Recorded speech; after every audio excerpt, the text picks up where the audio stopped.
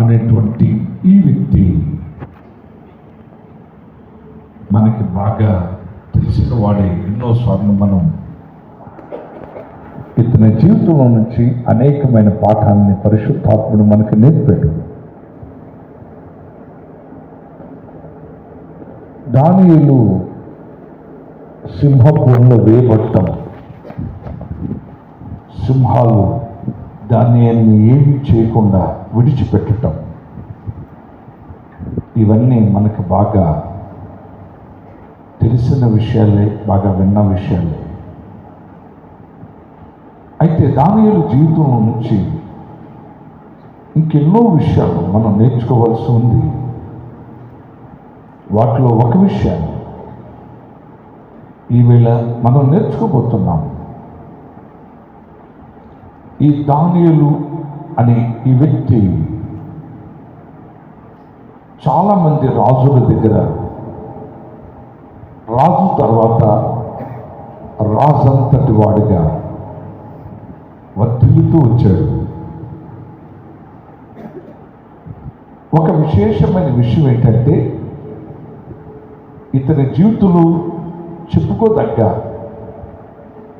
మరి ఎవరి జీవితంలోనూ పెద్దగా కనిపించని ఒక విషయం. రాజులు మారారు కానీ దానియేలు స్థానం మారలేదు. ఇది చాలా వింతైనది. రాజు మారగానే ఆటోమేటిక్గా రాజ్యంలో ఉన్న అవన్నీ కూడా మారిపోతాయి. మంత్రులు మారిపోతారు, రాజు దగ్గర పనిచేసే వాళ్ళందరూ మారిపోతారు, ఆయన పరివారంలో ఉండే వాళ్ళందరూ మారిపోతారు. ఏ రాజు తనకిష్టమైన సైన్యాధిపతిని ఆ రాజు పెట్టుకుంటాడు. ఇలా రాజు మారిన ప్రతిసారి రాజ్యంలో అనేకమైన మార్పులు చేర్పులు జరుగుతూ ఉంటాయి. కానీ దానియేలు జీవితాన్ని చూస్తే రాజులు మారారు కానీ దానియేలు మారలా. దానియేలుని దేవుడు అదే స్థితిలో, అదే స్థానంలో, అదే స్థాయిలో దానియేలును కొనసాగిస్తూనే వచ్చారు. మనం జాగ్రత్తగా పరిశీలించినట్లయితే రాజైన నెబుకద్నెజరు దగ్గర రాజు తర్వాత రాజంతటి వాడిగా దానియేలు ఉన్నాడు. ఆ తర్వాత రాజైన బెల్షజరు కాలంలో కూడా రాజైన బెల్షజరు తర్వాత రాజంతటి వాడిగా దానియేలు రాజ్యంలో ఉన్నాడు. ఆ తర్వాత రాజైన దర్యావేషు మనకు కనిపిస్తూ ఉన్నాడు. రాజైన దర్యావేషు కూడా తన రాజ్యంలో 120 మంది అధిపతులను ఏర్పాటు చేశాడు. దర్యావేషు ఆ 120 మందిలో ముగ్గురు ముఖ్యులు, ముగ్గురు ప్రధానులు. ఆ ముగ్గురు ప్రధానుల్లోనూ దానియేలు ముఖ్యుడు అని వాక్యం చెప్పింది. అంతేకాదు దానియేలు రాజైన కోరేషు కాలం వరకు వర్ధిల్లాడు అని వాక్యం ఎంతో స్పష్టంగా చెప్పింది. కోరేషు కాలంలో కూడా వర్ధిల్లాడు. రాజైన కోరేషే పడిపోయిన దేవుని మందిరాన్ని తిరిగి కట్టించమని ఆజ్ఞనిచ్చింది. అయితే ఆ ఆజ్ఞను ఇవ్వడానికి కూడా దానియేలే ప్రధానమైన కారకుడై ఉన్నాడు అని అభిప్రాయపడుతూ ఉన్నారు. అంటే మనం చూసినట్లయితే రాజులు మారుతూ ఉన్నారు, కానీ దానియేలు యొక్క స్థానం మాత్రం ఏమాత్రం మార్పు లేకుండా అలా వస్తూనే ఉంది. ఇంత ఉన్నతమైన స్థితి. అతడు తన ఎన్నో సంవత్సరాలు రాజుల పరిపాలనలో అలాంటి స్థానములను కొనసాగుతూ వచ్చాడు. తన స్థానములో మార్పు లేదు. అది గొప్ప విషయం. తన స్థానములో మార్పు లేదు. అయితే ఈ మనిషి యొక్క స్థానములో మార్పు లేకపోవటానికి రాజు తర్వాత రాజంతటి వాడిగా చాలామంది రాజుల దగ్గర పనిచేయగలగడానికి కారణం దేవుడే దానియేలుకి ఆ స్థానాన్ని ఇచ్చాడు. ఎప్పటికప్పుడే ఆ స్థానాన్ని దానియేలుకే ఇస్తున్నాడు, రాజులు మారినప్పటికీ. ఎప్పుడైనా సరే ఒక స్థానాన్ని మనకి దేవుడిచ్చి ఆ స్థానంలో మనం కొనసాగాలి అని అంటే దాన్ని చేయవలసిన వాడు దేవుడే. మనుషులెవరూ ఏం చేయలేరు. అయితే దానియేలు జీవితంలో దేవుడు చేశాడు. దానియేలు జీవితంలో దేవుడు చేయటానికి ప్రధానమైన కారణం దానియేలులో ఉన్న 2 లక్షణాలు. ఇవి చాలా చాలా ఇంపార్టెంట్. దానియేలుకున్న ఈ 2 లక్షణాల కారణంగా దేవుడు దానియేలుని హెచ్చిస్తూ వచ్చాడు. ప్రతి చోట ఎంత హెచ్చిస్తూ వచ్చాడంటే రాజు తర్వాత ఇక రాజు దానియేలు.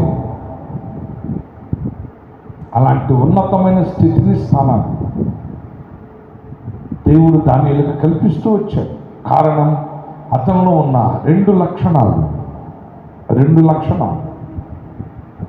ఇవి మనకి చాలా అవసరం.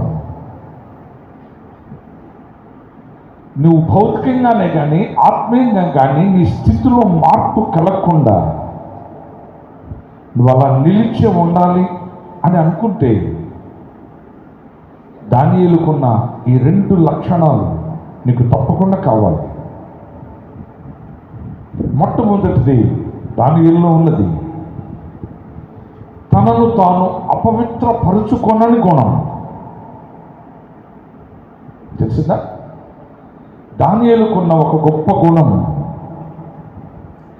దానియేలుకున్న మొట్టమొదటి గొప్ప లక్షణం, అతడు తనను తాను అపవిత్రపరుచుకోవటానికి అస్సలు ఇష్టపడడు.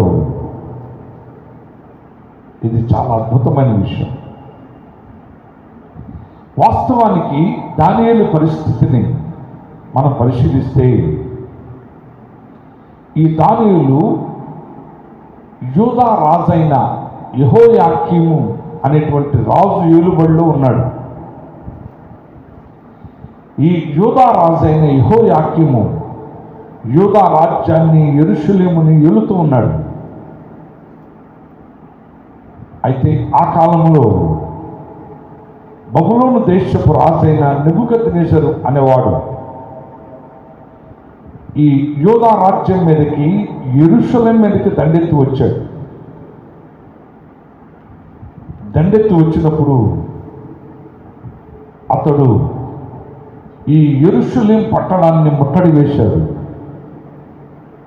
ముట్టడి వేసి మందిరములో ఉన్న శేషించిన, దేవుని మందిరములోని శేషించిన ఉపకరణాలను ఆ రాజు చేతికి దేవుడు అప్పగించాడు. ఈ మాటే చాలా సంవత్సరాలు నన్ను అసలు దానియేలు గ్రంథం చదవలేకుండా చేసింది. మీకు తెలియదుగా, నాకు తెలుసు. తెలుగులో వ్రాయబడ్డ ఈ మాట నాకు చాలా గొప్ప డిస్టర్బెన్స్ కలిగించింది. దానియేలు గ్రంథం చదవడానికి ఇక నేను ముందుకు వెళ్ళలేకపోయాను. చాలా సంవత్సరాలు ఎప్పటికప్పుడే చదువుదామని రావటం,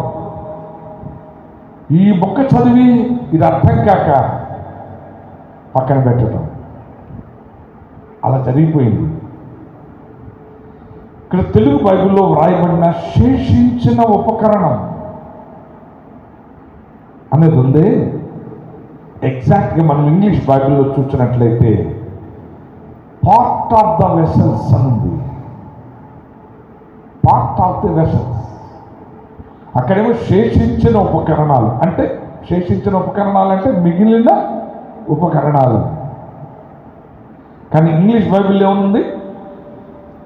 దేవుని ఇంటి పాత్రలో కొంత భాగము ఉంది. ఈ రెండు మాటలు నాకు అర్థం కాక తలపట్టుకుని చాలాసార్లు దానియేలు గ్రంథాన్ని చదవడం వదిలేశాను. ఏంటంటే చరిత్ర చెప్తున్న ఒక విషయం, దానియేలు ఈ రాజైన నెబుకద్నెజరు యెరూషలేము పట్టణాన్ని ముట్టడి వేసిన మొట్టమొదటిసారి అతడు బబులోను దేశానికి చెరగా తీసుకుని పోబడ్డాడు. మొట్టమొదటిసారి తీసుకుపోబడ్డాడు దానియేలు, షడ్రక్, మేషక్, అబేద్నెగో. షడ్రక్, మేషక్, అబేద్నెగో అనేవి ఐగుప్తు, అదే ఎవరి ఈ కల్దీయుల పేర్లు అవన్నీ. కానీ వాళ్ళ అసలు పేర్లు మనకి మిషాయేలు, హనన్య, మిషాయేలు, అజర్యా అనేవి వాళ్ళ ముగ్గురు పేర్లు, అసలు పేరు. ఆ పేర్లు తర్వాత వాళ్ళు మార్చారు, కల్దీయుల వారి దేవతల పేర్లకు మార్చారు. షడ్రక్ అని, మేషక్ అని, అబేద్నెగో అని. అయితే దానియేలు తన ముగ్గురు స్నేహితులు కూడా ఈ బబులోను దేశపు రాజైన నెబుకద్నెజరు మొట్టమొదటిసారి యెరూషలేమును ముట్టడి వేసినప్పుడే వాళ్ళు అతని చేతికి చిక్కారు. వాటిని తన దేశానికి తీసుకుని పోయాడు. ఈ తెలుగులో రాయబడిన ఈ మాట శేషించిన ఉపకరణాలు అనే మాట, శేషించిన ఉపకరణాలు అంటే మిగిలిన ఉపకరణాలు అని. మిగిలిన ఉపకరణాలు అని అంటే ఇంతకు మునిపే అతను ఒకసారి వచ్చి కొంత భాగాన్ని తీసుకుపోయాడు అనమాట. మిగిలిన వాటికి ఇప్పుడు తీసుకువెళ్ళడానికి వచ్చాడనమాట అన్నట్టుగా అర్థం వస్తుంది. అవును కదా? అందుకనే చరిత్రను చూస్తేనేమో దానియేలు మొట్టమొదటిసారి తీసుకుపోబడ్డాడన్న సత్యం తెలుస్తుంది. లేఖనాన్ని చూస్తుంటేనేమో అది వేరుగా అనిపిస్తుంది. అప్పుడు నేను ఇంగ్లీష్ బైబిల్ స్టడీ చేశాను. ఇంగ్లీష్ బైబిల్లో ఖచ్చితంగా ఉంది, దేవుని మందిరంలోని ఉపకరణాల్లో కొంత భాగాన్ని తీసుకుని వెళ్ళారు.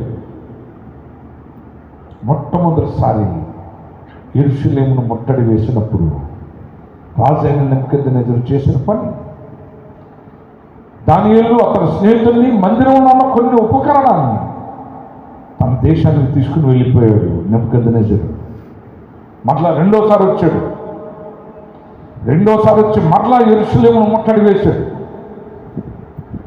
యెరూషలేమును ముట్టడి వేసి అతడు యంగ్ ప్రాఫెట్గా ఉన్నటువంటి యెహెజ్కేలుని, అప్పటికి యమనస్తుడుగా ఉన్నాడు యెహెజ్కేలు ప్రవక్త. యెహెజ్కేలు ప్రవక్తని మరి ఒక 10,000 మందిని తన దేశానికి చెరగా తీసుకుని వెళ్ళిపోయాడు. అంతేకాదు మరలా మూడోసారి వచ్చాడు మరికొంతకాలానికి. ఈసారి యెరూషలేములో ఉన్న దేవాలయాన్ని అంతటిని సర్వనాశనం చేశాడు రాజైన నెబుకద్నెజరు. అయితే అప్పుడు మొట్టమొదటిసారి తీసుకుపోబడిన వారిలో ఎవరున్నారంటే దానియేలు ఉన్నాడు, అతని యొక్క ముగ్గురు స్నేహితులు కూడా ఉన్నారు. అయితే రాజు దానియేలుని ఒక నపుంసకుల అధిపతికి అప్పగించాడు. ఆ నపుంసకుల అధిపతి పేరు అష్పెనెజు అనేవాడు. వీళ్ళకి కల్దీయుల భాషను నేర్పించు, కల్దీయుల విద్యను నేర్పించు, రాజనగర్లో వీళ్ళు నిలబడాలి అని చెప్పి రాజు చెప్పాడు.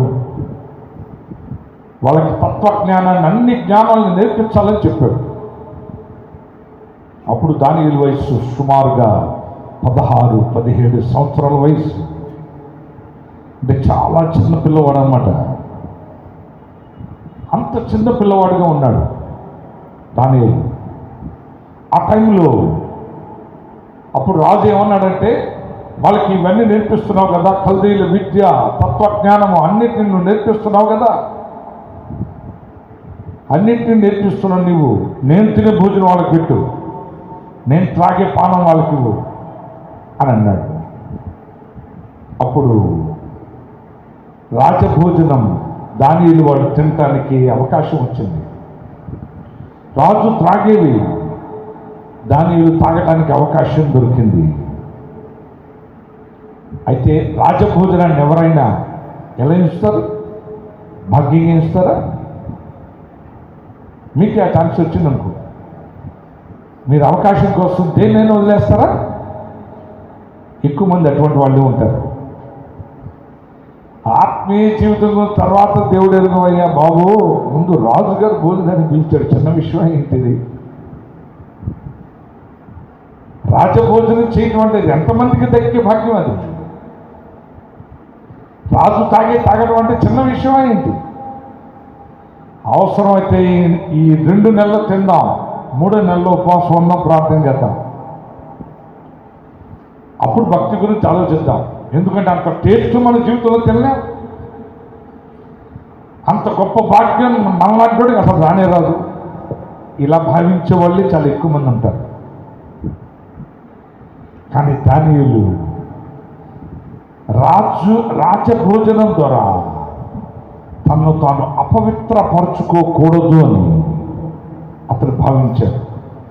ఎందుకంటే యూదులైన వారు అన్ని జంతువుల మాంసాన్ని తినరు. వారికి కొన్ని పవిత్రమైన జంతువులు ఉన్నాయి, కొన్ని అపవిత్రమైన జంతువులు ఉన్నాయి.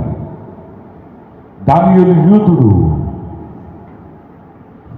కాబట్టి రాజు తనకిష్టమైంది ఏ జంతు మాంసం అయితే ఆ జంతు మాంసం కోసేయి అంటాడు. అది కోసేస్తారు, బ్రహ్మాండంగా వండేస్తారు. అది ముందుకు వచ్చేసరి చూస్తే ఇది ఏ జంతు మాంసం ఎవరికి తెలియదు. దాన్ని చూసి తెలుసుకోవటం ఎవరికి సాధ్యం కాదు. కాబట్టి ఒకవేళ నేను తినకూడని భోజనాన్ని తింటానేమో, నాకు అపవిత్రత కలుగుద్ది. అందుకనే రాజభోజనం నాకు అవసరం లేదు. నన్ను నేను ఎటువంటి పరిస్థితుల్లో అపవిత్రపరచుకోకూడదు. ఇది దానియేలు యొక్క ఒక నిర్ణయం. దేవుడికి స్తోత్రం చేద్దాం. దేవుని వాక్యాన్ని వింటున్న మీరందరూ గుర్తించాల్సిన విషయం ఇది. దానియేలుకి 17 ఏళ్ల చిన్న వయసులో ఆ మనుష్యుడు, ఒక మాట చెప్పాలంటే పసితనమే. మనం చెప్పాలంటే 17 ఏళ్ల వయసు అంటే ఎంత వయసు? అంత చిన్న వయసులో అతడు తనను తాను అపవిత్రపరుచుకోకూడదు అని అతడు ఒక స్థిరమైన నిర్ణయానికి వచ్చాడు. కారణం, అతడికి ఆత్మీయ జీవితాన్ని గురించిన గ్రహింపు ఉంది. ఒకటి, ఆత్మీయ జీవితం ఎంత విలువైనదో దానియేలుకు బాగా తెలుసు. ఇదే ఇదే ఇదే వాక్యాన్ని వింటున్నా నీకు తెలియాల్సిన సత్యం. ఆత్మీయ జీవితం యొక్క విలువ నీకు తెలుసా? ఆత్మీయ జీవితం యొక్క విలువ తెలుసా నీకు? ఆత్మీయ జీవితం యొక్క విలువ తెలియకే నువ్వు పదే ఎన్నోసార్లు పడిపోతున్నావు. ఆత్మీయ జీవితం యొక్క విలువ తెలియకే నువ్వు ఏ శోధనలో పడితే ఆ శోధనలో పడిపోతున్నావు. మనుషులు సినిమాకి రమ్మంటే వెళ్ళిపోతున్నావు, త్రాగుడికి అంటే వెళ్ళిపోతున్నావు, వ్యభిచారం అంటే వెళ్ళిపోతున్నావు, జోదం అంటే వెళ్ళిపోతున్నావు. ఇవన్నీ నువ్వు చేయగలగటానికి చాలా ఈజీగా నువ్వు ముందుకు వెళ్ళిపోగలటానికి కారణం ఏంటంటే నువ్వు రక్షణ పొంది ఇవన్నీ చేయగలటానికి కారణం నీకు ఆత్మీయ జీవితం యొక్క విలువ నీకు తెలియలేదు.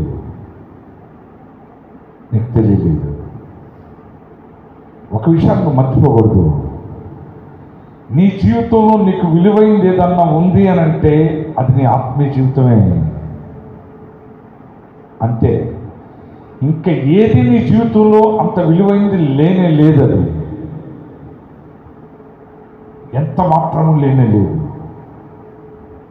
ఎందుకంటే నిన్ను నిత్యరాజ్యానికి తీసుకుని వెళ్ళేది మంచి ఆత్మీయ జీవితమే. ఈ మంచి ఆత్మీయ జీవితాన్ని దాని విలువ తెలియక నువ్వు అనేక సార్లు పోగొట్టుకుంటున్నావు. పద్దాక ఆత్మీయంగా పడిపోతున్నారు చూసారా? ఆత్మీయంగా ఎవరు పడిపోతున్నారో తెలుసా? ఆత్మీయ జీవితం యొక్క విలువ తెలియని మనుషులు వాడు.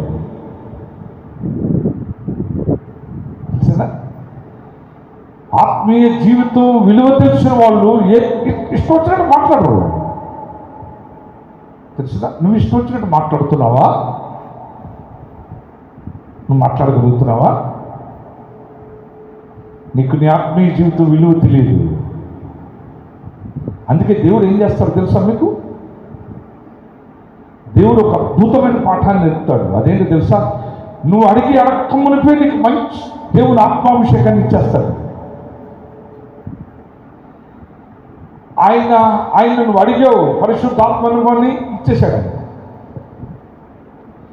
ఇచ్చేశాడు. కానీ ఆ ఆత్మ చేత నువ్వు నడిపించబడడం ఎంత విలువైంది అది తెలియదు. శోధనలో చిన్న శోధన రాగానే చిన్న శోధనలో పడిపోయావు, మరల లోకంలోకి వెళ్ళిపోయావు. దేవుని ఆత్మానుభవాన్ని నువ్వు కోల్పోయావు. మరలా నువ్వు పరిశుద్ధాత్మ చేత నింపబడటానికి ఇట్ టేక్స్ టైం. మళ్ళా టైం తీసుకుంటుంది. మరలా దేవుడు నీకు ఇంకొక అవకాశం ఇస్తున్నాడు. ఈసారైనా నా కుమార్తె, మరలా నువ్వు కొద్ది కాలం మరలా వాక్యం విన్నావు, ప్రార్థన చేసావు, మరలా దేవుడు మరలా జ్ఞాపకం చేసుకుని మరలా ఇచ్చాడు. నువ్వు మరలా పొందావు. కానీ మరలా పరిశుద్ధాత్మ యొక్క విలువ, ఆయన చేత నడిపించబట్టంలో ఉన్న భాగ్యం, అంటే నీ ఆత్మీయ జీవితం యొక్క విలువ నీకు తెలియదు. అందుకని ఇంకొక శోధన వచ్చింది. ఆ శోధనలో మరలా నువ్వు ఆత్మీయంగా పడిపోయావు. మరలా నువ్వు కలిగి ఉన్న పరిశుద్ధాత్మ అనుభవాన్ని కోల్పోయావు. ఇప్పుడేమవుతుందో తెలిసాక ఇక నువ్వు మరలా పరిశుద్ధాత్మ చేత నింపబడటం దుర్లభం అవుతుంది. మళ్ళీ కొంచెం చాలా టైం తీసుకుంటుంటాడు ఆయన. హల్లెలూయా, హల్లెలూయా, హల్లెలూయా. అయితే అంటే నువ్వు పశ్చాత్తాపడి మరలా ఆయనలోకి రాగానే మరలా అనుభవం వస్తుంటుంది. కానీ నువ్వు మొట్టమొదట్లో ఎంత గొప్పగా పరిశుద్ధాత్మలో ఆనందించగలిగావో మరలా అనుభవంలోకి రావడానికి మరలా టైం తీసుకుంటూ ఉంటుంది. మీకు అర్థమవుతుందా వాక్యం? మీకు అర్థమవుతుందా వాక్యం? అయితే ఇంకొకసారి అందుకని ఆత్మీయంగా పడిపోతే నువ్వు త్వరపడి దాన్ని నువ్వు ఎత్తలేవు. త్వరగా దాన్ని నువ్వు ఎత్తలేవు.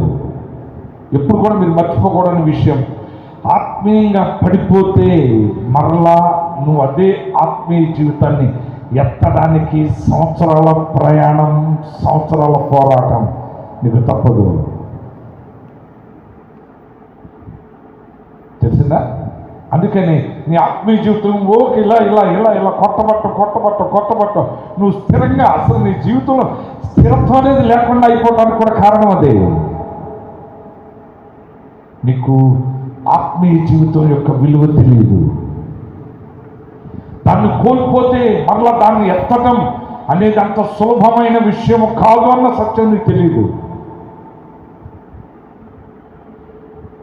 నువ్వు అనుకుంటావు ఇప్పుడు ఏదో చేసాం కదా, చిన్న పశ్చాత్తాపడదాం, చేసేద్దాం. అవును, నిజమే, రైట్. పశ్చాత్తాపడవచ్చు, మరలా ప్రభువులోకి రావచ్చు, ప్రభువుని నడిపించవచ్చు. కానీ మరలా నువ్వు ఫుల్ ఫ్లెడ్జ్డ్గా నువ్వు పడిపోవడానికి ముందు నువ్వు ఎటువంటి విలువలతో కూడిన ఆత్మీయ జీవితాన్ని కలిగి ఉన్నావో మరలా అదే ఆత్మీయ జీవితంలోకి నువ్వు రావడానికి చాలా టైం పడుతుంది. చాలా చాలా టైం పడుతుంది. నేను ఊరికి చెప్పడం కాదు, ఎన్నో సంవత్సరాలు నేను అనుభవించిన విషయం. నేను అనుభవించాను. పడిపోవడం అంటే జస్ట్ ఊరికి చిన్న సెకండ్. కానీ మరలా లేచి నిలబడి మరలా ప్రభు కోసం మళ్ళీ అదే స్పీడ్తో మరలా నడవాలి అని అంటే సంవత్సరాల కొద్దీ పోరాటం నువ్వు చేయాల్సి ఉంటుంది. ఇక పోరాటం చేయలేక కొంతమంది చల్లబడిపోయి ఎందుకులే ఆదివారం అయితే చర్చికి వెళ్ళొద్దాం అన్న బ్యాచ్ చాలా ఉంది. తెలిసిందా? నువ్వు పడవేసినంత త్వరగా, పారబోసినంత త్వరగా ఆత్మీయ జీవితాన్ని నువ్వు ఇప్పుడు కాదు ఎప్పుడు ఎత్తలేవు.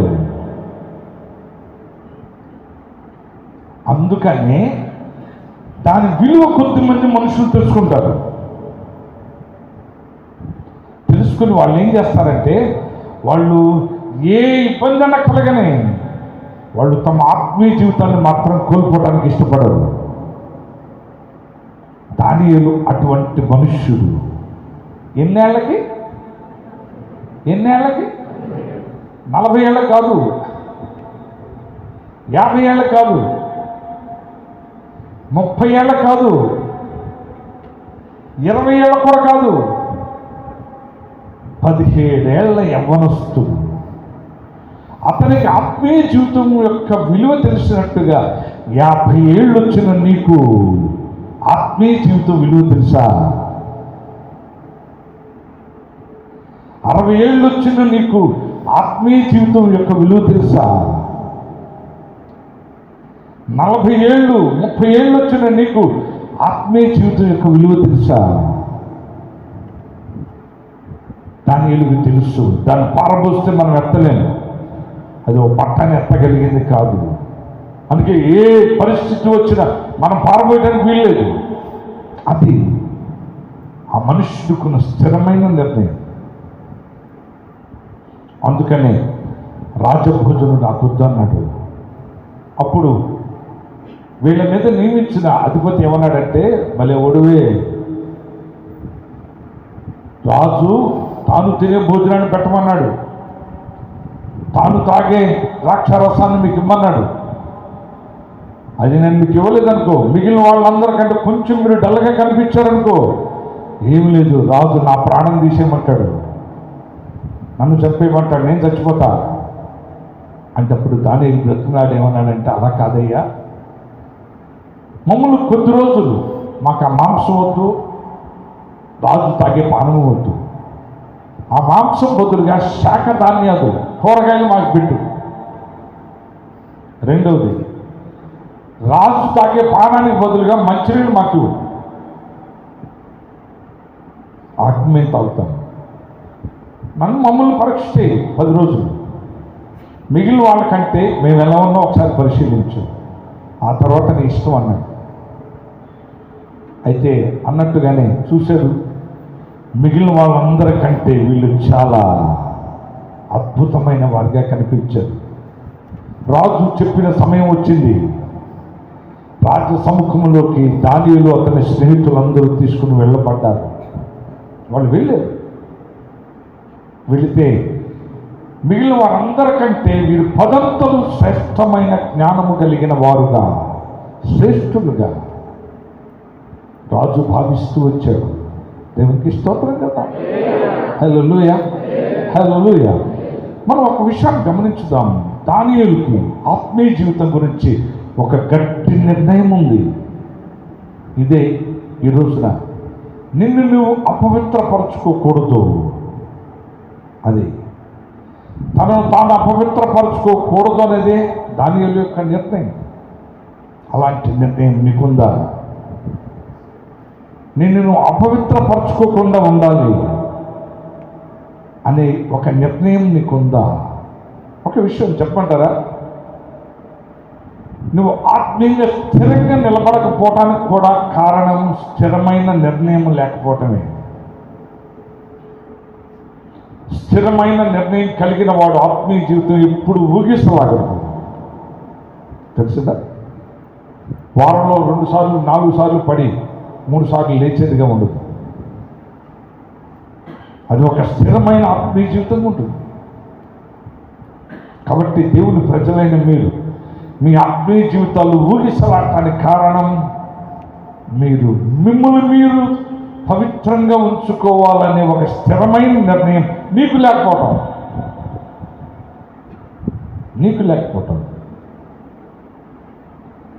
నేను ఎప్పుడు కూడా నాకు పరిశుద్ధాత్మ నేను ఆత్మీయంగా చాలా సంవత్సరాల క్రితం నేను దెబ్బతిన్న తర్వాత పరిశుద్ధాత్ముడు నాకు ఆత్మీయ జీవితమే ప్రధానం అన్న తాలూకు తెచ్చాడు. అక్కడి నుంచి మనుష్యులను లెక్క చేయటం కాదు,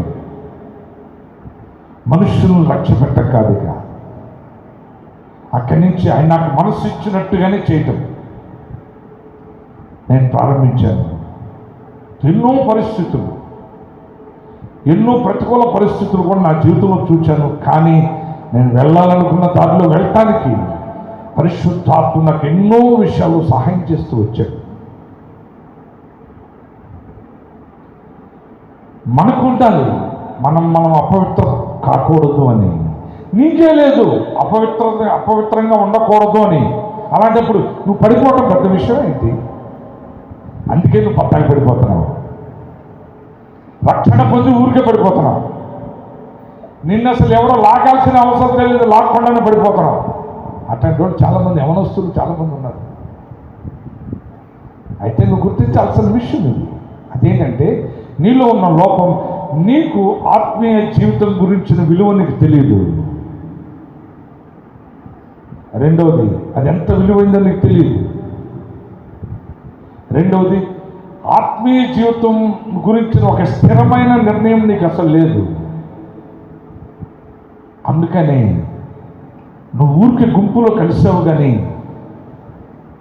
నీ స్థిర నిర్ణయం లేకపోవటం వల్లే నీ ఆత్మీయ జీవితం పడిపోవటం లేవటం, పడిపోవటం లేవటం, పడిపోవటం లేవటం. వాక్యం విన్న ప్రతిసారి పడిపోయానంటావు, మళ్ళా బయటికి వెళ్ళిన తర్వాత ఆత్మీయంగా ఎదిగాను అంటావు, మళ్ళా వాక్యం విన్న ప్రతిసారి పడిపోయాను అంటుంటావు. నీ ఆత్మీయ జీవితం ఇలా ఇలా ఇలా ఇలా ఉండటానికి కారణం అదే. ఒక స్థిరమైన నిర్ణయం నీకు కావాలి. దానియేలుకి అటువంటి ఒక స్థిరమైన నిర్ణయం ఉంది. రెండవది, దానియేలులో ఉన్న ఇంకొక గొప్ప గుణం, రెండవ లక్షణం అదేమిటంటే, దానియేలుని ఎవరు కనపరిచినా దానియేలు దాన్ని దేవుడికే ఆపాదించేవాడు. ఇది దానియేలులో ఉన్న రెండవ గొప్ప లక్షణం. మీరందరూ గుర్తించాల్సిన విషయం. దానియేలుని ఎవరన్నా కనపరిచినా దాన్ని అంతటినీ ఎవరికి ఆపాదిస్తాడు? దేవునికి. హల్లెలూయా, హల్లెలూయా, హల్లెలూయా. ఇది కూడా రెండవ గొప్ప లక్షణం.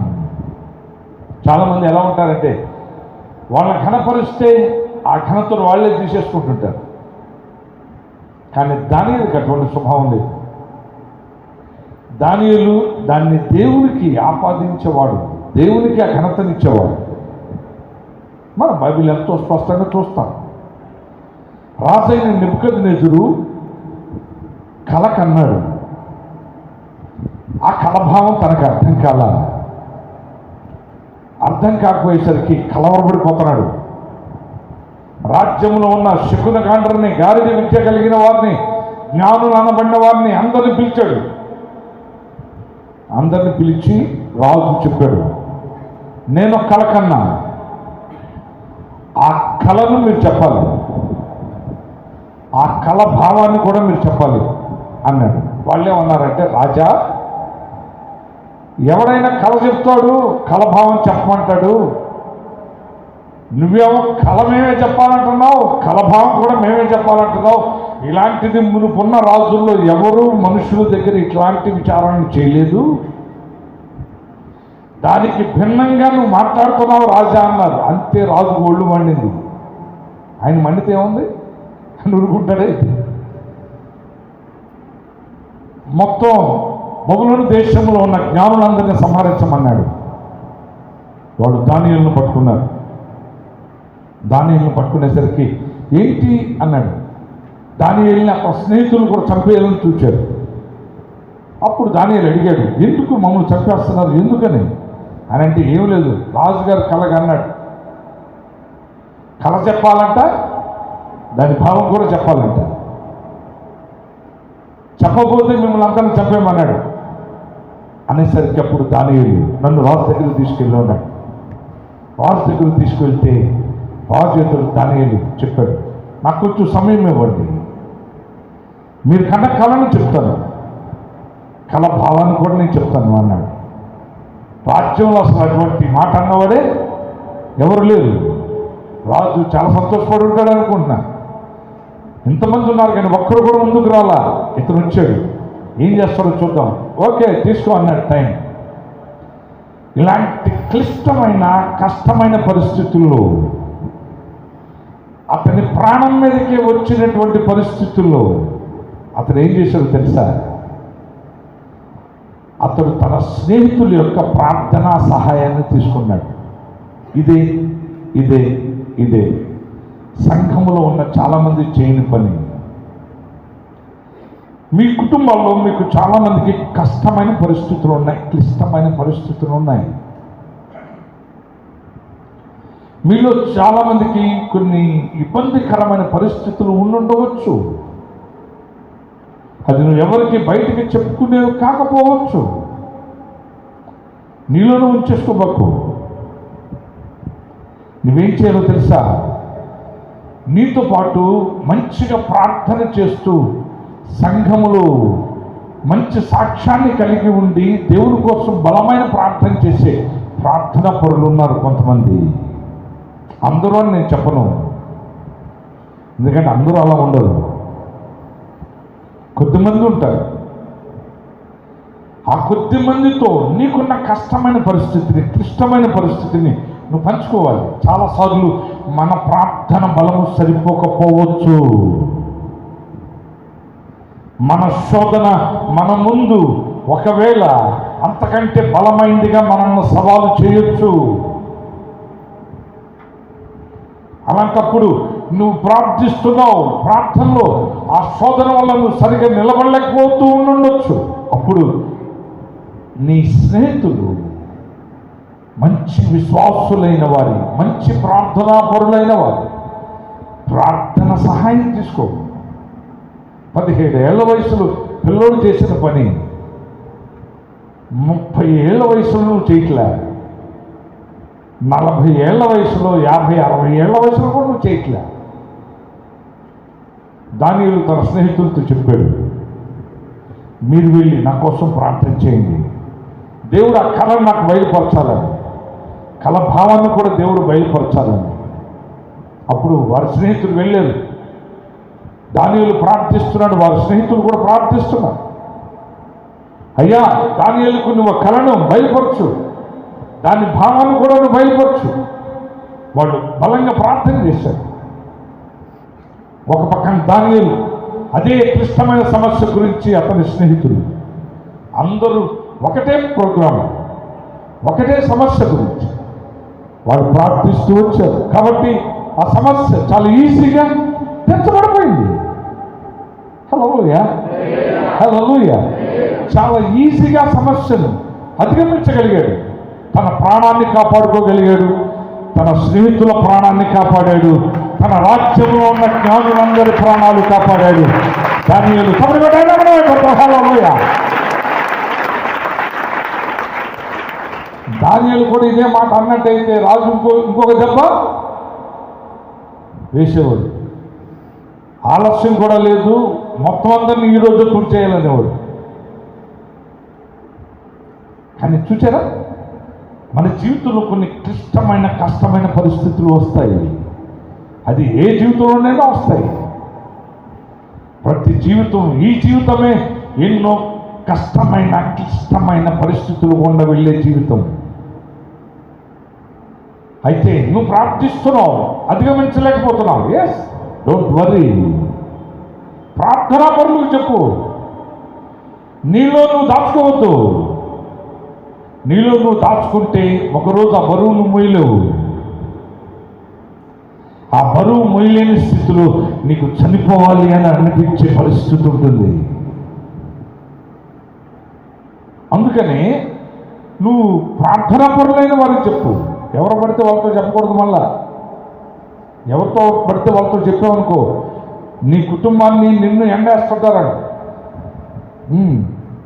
మంచి ప్రార్థనా పరుల్ని, ప్రార్థనా పరులు ఎప్పుడు ఒకరు గుట్టు ఇంకొకరు చెప్పరు. తెలిసిన వాళ్ళు అనేక మంది మనుషుల గురించి ప్రార్థించాలి కనుక ప్రార్థనా పరుడు కానివాడు ఇలా ఒకరు గుట్టు ఒకవేళ పొరపాటును చెప్పావనుకో ప్రార్థన ముసుగు వేసుకున్న బ్యాచ్ చాలా ఉంటుంది. ఆ బ్యాచ్కు నువ్వు చెప్పావనుకో మీ ఇంటినంతా రోడ్డు మీద వేస్తాడు. అందుకే ఎప్పుడు కూడా అలాంటి వారితో చెప్పకూడదు.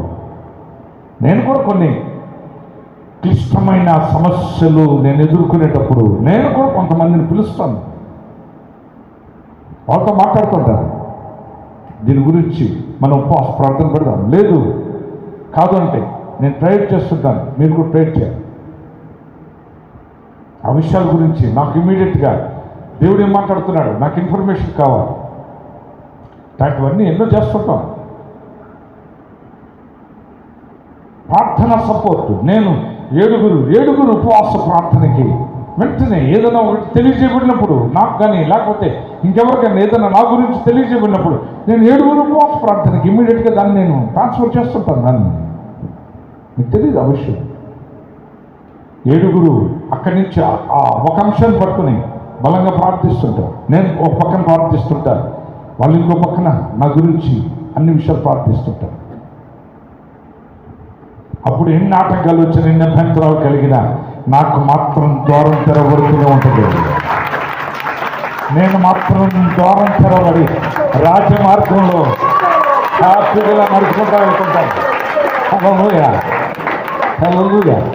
అపవాది ఏం చేస్తాడంటే నన్ను ఎక్కడికెక్కడికి క్లోజ్ చేసి నన్ను ఎక్కడికి వెళ్ళకుండా చేయాలని చూస్తాడు. కానీ నేనేం చేస్తుంటానంటే ఇదిగో దానియేలు చేసిన పని నేను కూడా చేస్తుంటాను. దాన్ని అనేక మందికి ప్రార్థన పనులకు ఆ విషయాన్ని చెప్పి ప్రార్థన చేసేటట్టు. అంతేకాదు ఎస్పెషల్గా కొంతమంది బాగా ప్రార్థించే మనుషులను కూడా పిలుస్తాను, పిలిచి చెప్తాను, ఇదిగో ఈ విషయం ప్రార్థించే.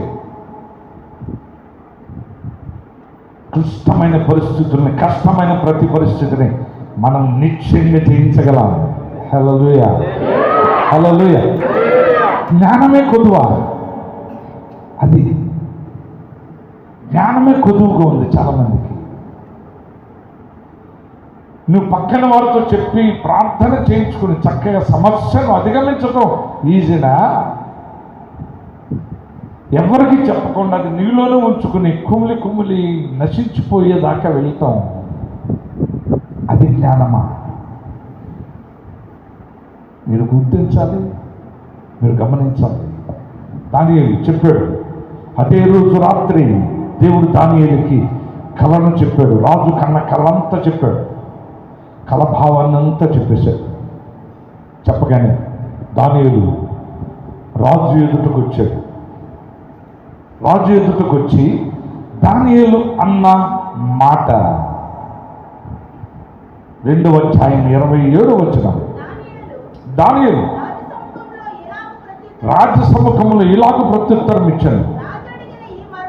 రాజు అడిగిన ఈ మర్మం, చూడండి దానియేలు అంటున్నాడు, రాజు అడిగిన ఈ మర్మము జ్ఞానులు కానీ, గారడీ విద్య కలిగిన వారు కానీ, శకునగాండ్రు కానీ, జ్యోతిష్కులు కానీ ఎవరు చెప్పలేరు ఈ విషయాన్ని.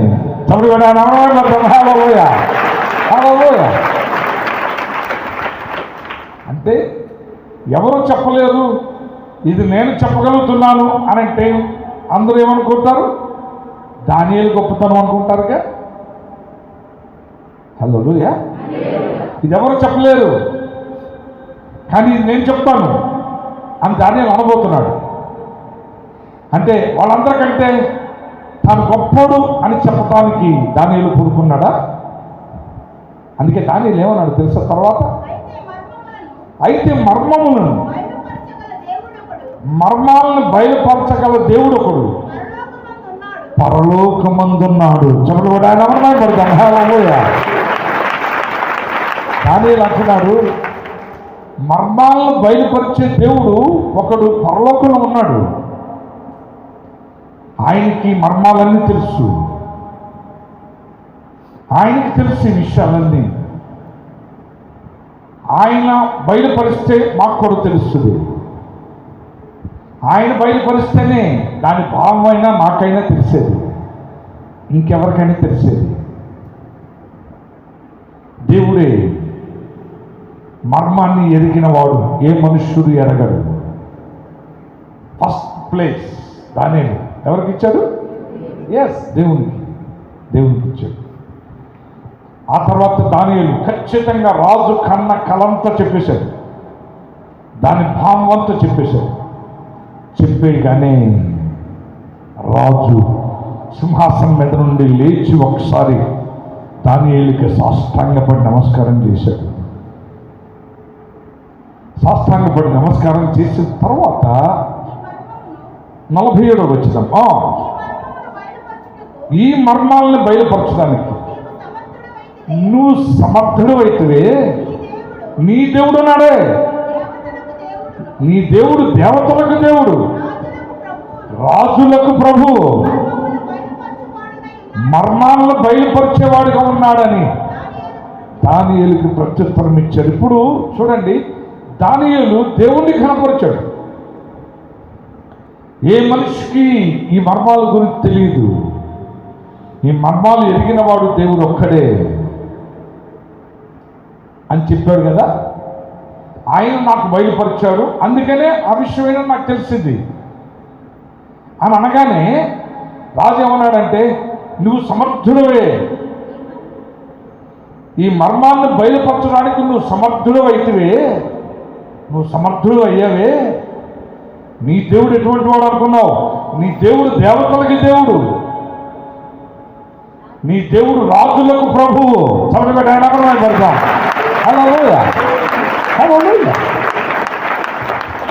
చూచారా మీరు?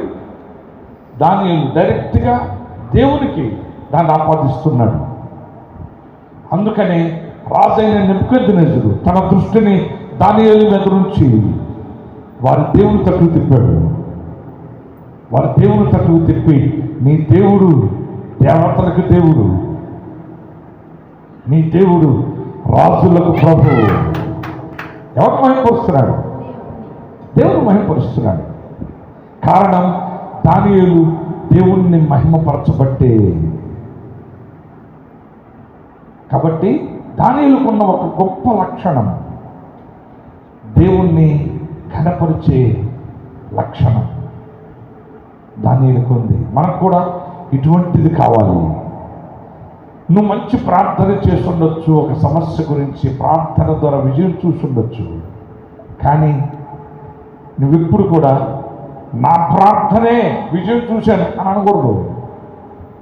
నేను ప్రార్థన చేయగలిగాను, కానీ దేవుడు కార్యం చేస్తేనే కదా ఏదైనా. ఏమండి, మనం ప్రార్థన చేస్తే ఆయన చేయాలిగా, ఆయన చేస్తేనే కార్యం జరుగుతా, లేకపోతే మనం ప్రార్థన చేసినంత మాత్రం జరిగినట్ట. ప్రార్థన చేయొద్దని కాదు, తప్పకుండా ప్రార్థన చేయాలి, కానీ ఆయన చేస్తేనే కార్యం. కాబట్టి ఎప్పుడు కూడా మనకి ఎప్పుడు ఘనతను రానివ్వకూడదు. తెలిసిందా? ఆ ఘనతను దేవునికి మనం ఆపాదించాలి.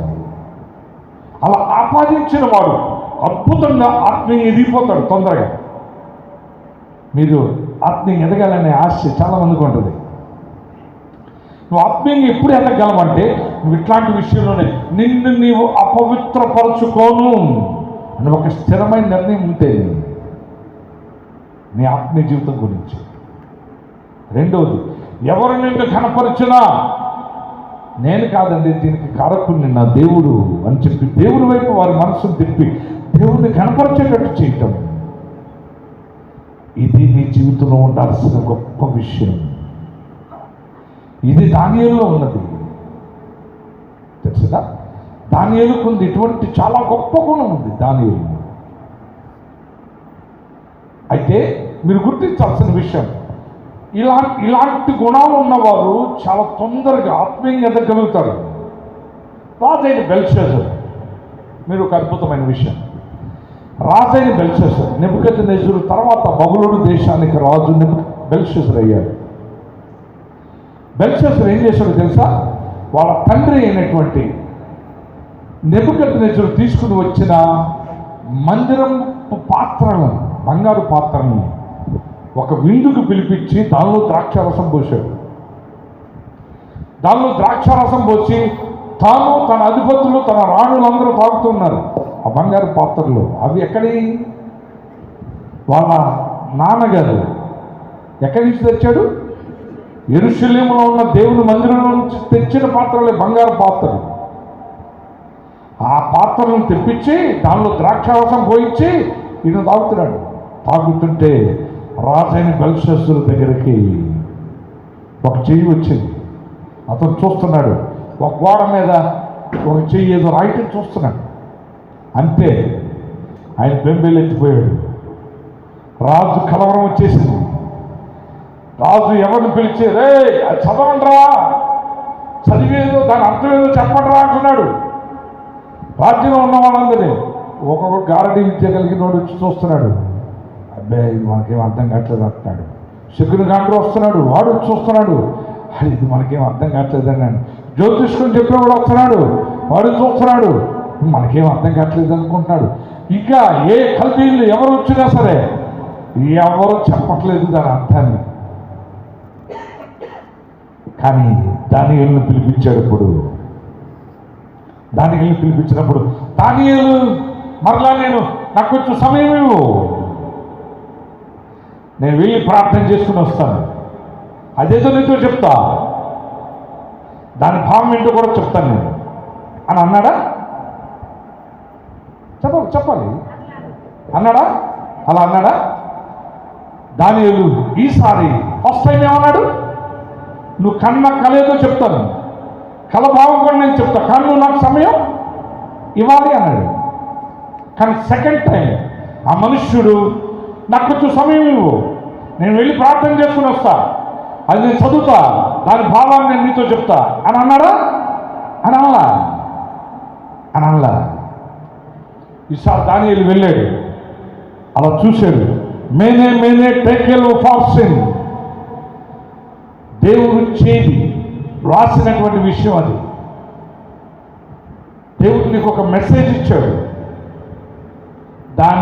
అది నేను చదువుతున్నాను విను. మేనే టేకెల్ ఫార్ సిన్ అని దాన్ని చదివాడు.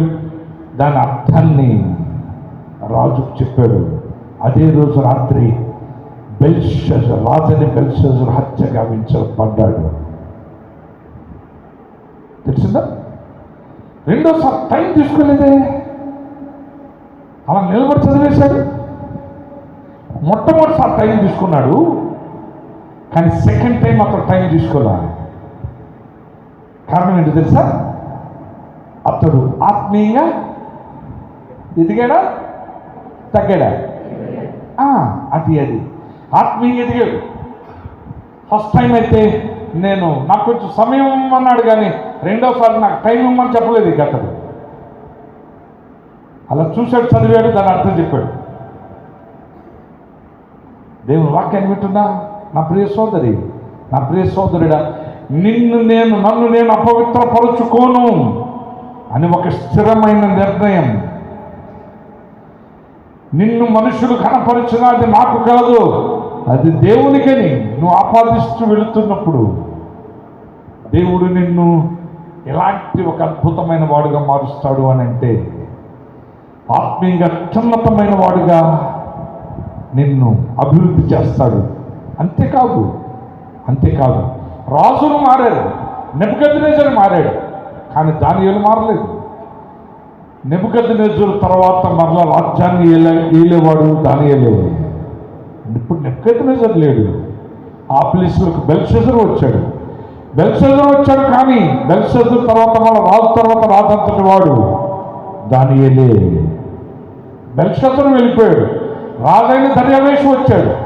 దర్యావేషు వచ్చిన 120 మంది అధిపతుల్ని ఏర్పాటు చేసిన ముగ్గురు ప్రధానులు ఏర్పాటు చేసిన మరలా అందులో ముగ్గురు దానియేలే. మరలా అదే స్థాయి, అదే స్థానం ఆ మనిషి జీవితంలో మనం ఎంతో స్పష్టంగా చూడగలుగుతున్నాం. దర్యావేష్ వెళ్ళిపోయాడు, కోరేష్ వచ్చాడు. కోరేష్ తర్వాత మరలా అదే స్థాయిని దానియేలు కొనసాగిస్తూ ఉన్నాడు. దేవుని వాక్యాన్ని వింటున్నా నా ప్రియ దేవుని ప్రజలారా, మీరు తెలుసుకోవలసిన ప్రాముఖ్యమైన విషయం ఏంటంటే,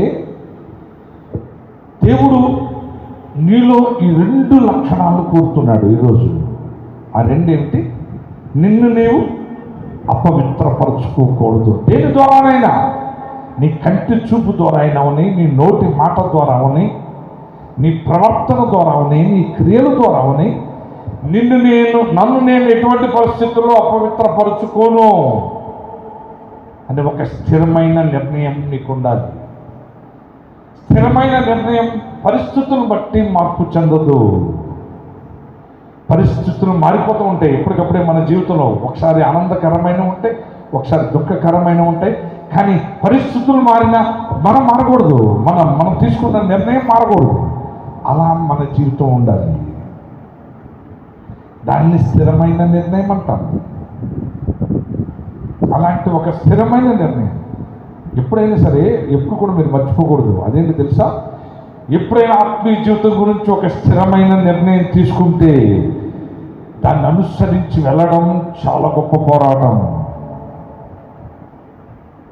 తెలిసిందా? దీని గురించే కాదు, నువ్వు దేని గురించి అన్నా తీసుకో. నువ్వు దేని గురించి ఒక స్థిరమైన నిర్ణయం తీసుకున్నా ఆ దిశలో నువ్వు చాలా పోరాటం గుండా వెళ్ళాల్సి ఉంటుంది.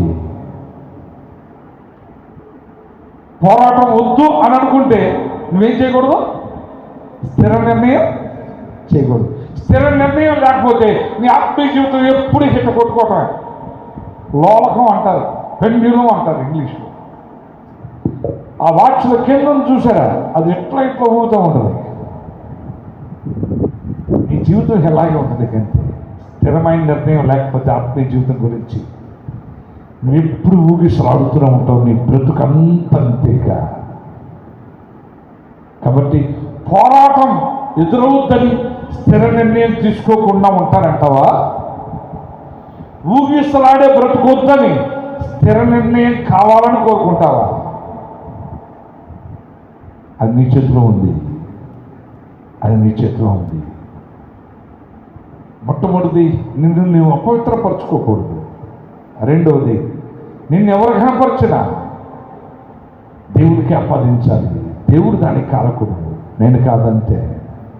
అన్నీ ఆయన చేస్తేనే కలిగింది, మా వల్ల ఏం జరగలేదు అని నువ్వు చెప్తా ఉంటే నువ్వు ఆత్మీయంగా అద్భుతంగా ఎదగలుగుతావు, ఆత్మీయంగా ఉన్నతంగా నిలవగలుగుతావు. నువ్వు ఏ స్థానంలో ఉన్నావో అది భౌతికమైన స్థితే కానీ, అది ఆత్మీయ స్థితే కానీ ఇలా కొనసాగుతూనే ఉంటుంది. అది ఇలా రావాల్సిన అవసరం ఉండదు. అది ఎప్పుడు అలా కొనసాగుతూనే ఉంటుంది. ఎందుకంటే దాన్ని కొనసాగించేవాడు ఎవరు? దేవుడు. దేవుడు కనుక నీకు ఈ 2 లక్షణాలు ఉంటే ఆయన కొనసాగించడం, దాన్ని అలా కొనసాగిస్తూనే ఉంటాడు. ఈ 2 లక్షణాలు లేకపోతే నువ్వు ఒకసారి సడన్గా దిగిపోతావు, మళ్ళా కొంతకాలానికి ఎక్కే ప్రయత్నం చేస్తుంటావు, మరలా ఇంకా కిందకి వెళ్ళిపోతుంటావు, కొంచెం ఎక్కే ప్రయత్నం చేస్తుంటావు. ఇలా అయిపోతుంది నీ ఆత్మీయ జీవితం. కనుక ఈవేళ దానియేలు జీవితాన్ని మన ముందు ఉంచి దేవుడు ఒక అద్భుతమైన హెచ్చరిక మనందరినీ చేస్తున్నాడు. ఆత్మీయ జీవితం గురించి స్థిరమైన నిర్ణయం ఇప్పటికైనా ఉండని. నీ ఆత్మీయ జీవితం గురించి అది ఎంత విలువైందో గుర్తించు. దాన్ని పొలకబోస్తే నువ్వు మరలా ఎత్తలేవు, అది సాధ్యం కాదు. దానికి సంవత్సరాల ప్రయాణం, సంవత్సరాల కొద్ది పోరాటం నువ్వు అనుభవించాల్సి ఉంటుంది. కాబట్టి ఆత్మీయ జీవితం యొక్క విలువ తెలుసుకుని బ్రతకాలి. ఈరోజు దేవుడు దానియేలును మన ముందు ఉంచాడు. దేవుడు మాట్లాడిన మాటలను బట్టి మీ జీవితాన్ని జాగ్రత్త చేసుకోండి. ప్రార్థన చేసుకుందాం. ప్రియ తండ్రి, పరలోకమందున్న మా దేవ, రాజ్యానికి వందనాలు. ఇదాయన ఈరోజు మీరు మాట్లాడిన ప్రతి మాటను బట్టి వందనాలు, స్తోత్రాలు. వివిధ వాక్యం నా మందుల హృదయాల్లో ఫలింపచ్చాయి. రాజ్యప్రభ నీ బిడ్డలందరూ మీద మీ దీవించు. దానిలో ఉన్న 2 గొప్ప గుణాలు లక్షణాలు చిక్కలు నాయన. నీ కుమారుడు చిన్న వయసులో తను అపవిత్రపరచుకోను అని ఒక స్థిరమైన నిర్ణయానికి వచ్చాడు. తను ఎవరు గణపరిచినా అది దేవుడు అయిన నీకే ఆపాదిస్తూ వచ్చారయ్యా. మనుషులు తనను కనపరచాలని ఆ మనుషుడు కోరుకోలేదు తండ్రి ప్రభా. అందుకే ఆ మనిషిని రాజును మారుతున్న అతని సీటును మారనీయకుండా చేశారు. అంత అత్యద్భుతంగా మనుషులు నడిపించారు. ఒక స్థిరంగా మనుషులు కొనసాగించారు. ఆయన నీ బిడ్డలమైన మమ్మల్ని కూడా మీరు అలాగే నేను నిలబెట్టి నడిపించి మహిళ వాక్యం అందరూ హృదయాల్లో ఫలించారు. యేసు ప్రార్థించి నేను తలుచున్నాను తండ్రి. ఆమేన్.